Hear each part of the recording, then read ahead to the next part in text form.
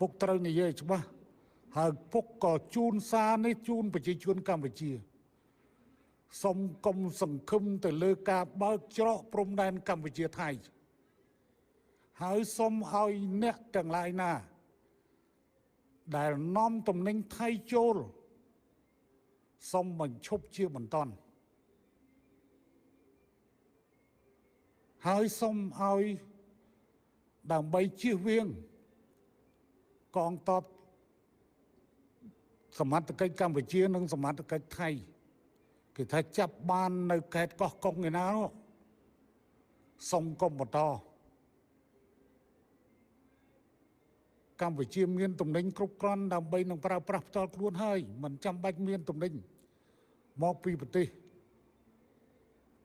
ដែលគេរដ្ឋបတ်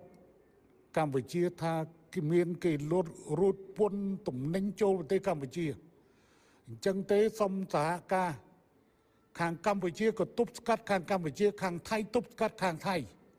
ដើម្បីកុំឲ្យទំនិញវាទៅមក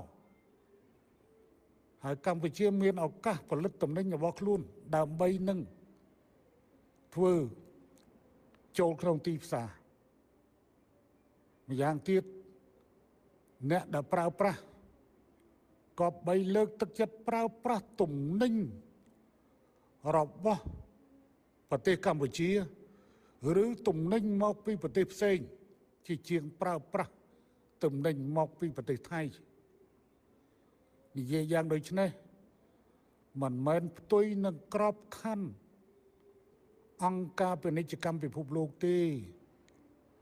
ក៏ប៉ុន្តែវាជាជំរើសរបស់ប្រជាជនកម្ពុជា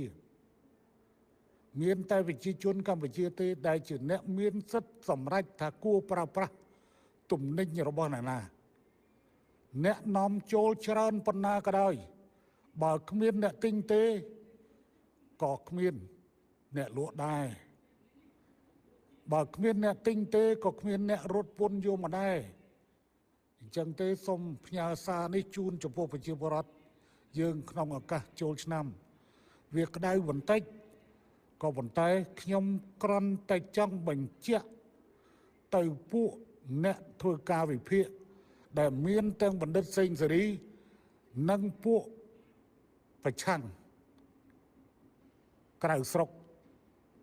មួយចំនួនដែលវាមិនជូរមិនឆាប់ទេវានឹងឈានទៅដល់អ្វីមួយ